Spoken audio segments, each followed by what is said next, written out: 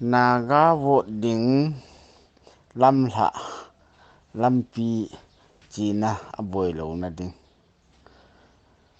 hoi lai chan ge ga khola cha he nam MP lui khat dinga chu alongyal chu mi tu tiki cha jing ke le hoi lang separate na se hom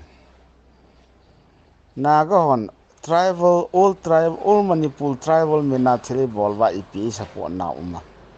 ke phalam kha bam hi ja de thi wang wa he to naga to ki dolo am ho jong boina ki sip pi lo mo na sip pi lo chi wa chu vu di pi lo le le na ki cha the hom naga ki ti chun tu chunga ikiboi wa all tribal la iboi ki san ma jong mit ki la I vet lo hi hinge ipi num le pi thi lam pi ding gyal na pi ding ho ti lung mi lung neu ke ne MP lui khat lung gyal dang ken neu ka sai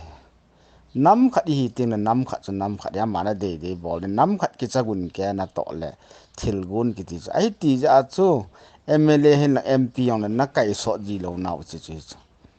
hang san ta nam dinga dingam lo mi lung ho le la nahi ti je wa hi MLA MP mi hung chim ji ai chi a hi koi ma avela MP na kalji lo avela MLA na kalji lo na chi mi lung hol bet dinga na ki son do ji fu naga ho chun ipi sei do ipi da wang wa ipi sei du ham naga khatle le ding han lang ipi lo lawang nom thei pun te ti da thu khat he tu naga hi ja dinga alle congress party lo wa cha sat langa boi thei dinga hi le alle aba na senapati pa de na senapati lang boi aboi thei kit le tamyang long lang boi thei kit chula boi thei su kai mi lung hol nai bu tu the chawai din na ti ho thil he hi dom nom long sei taw pi lo ding ta nam pi ki thulu le pi lo ri koi phing san ki chari India government ki chalo Manipur government ki chalo ichi lampi chi na ding gel na khat ki cha na yala vot hop khan le ding vot hi nom tho tho le mi na din di chula tu chunga hi naga ho mi li naga vot ki hom ding mail hei outer mail hei si hi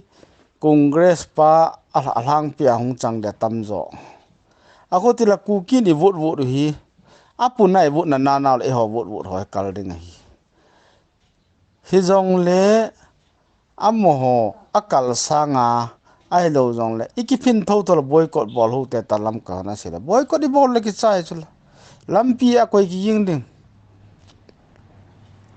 amo senapati tin male hon jong infal la hung itinu le ki chai chula ki cha turi lo pia ki thi ya ki thia ki mangam ta koi ki cha ding mi ki cha gun ken ko ki mang ding isopi Bangladesh ami lom sam hon mon Bangladesh government bol ngam khola kol gama lom sam hon na bol ngam khola ka kol sipai tamta government ke do ngam khola e hoi chi Manipur nam thum chengen nam di ta ke do na ki cha no ale lang khana ki cha dim lo e chi bu ki o mai mai cho chu khatlung hol na ke kya khop de na mun na he ding ki ti mi lung neo thin khaneo wa he cho ge lo ding ku kin pin ki thul hu na dung ya la lo ding te la lo ding support ding it le khat support ding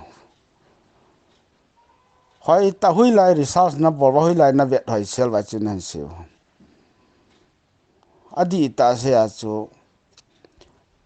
lampi ki ti mi pi lampi hi naga to ki boi nai sai lo hi naga jong khat le ding lo hi khat lung hol lo khat pi lo wanga lampi boi na rim lo cho pon ki lem ki cha hi ven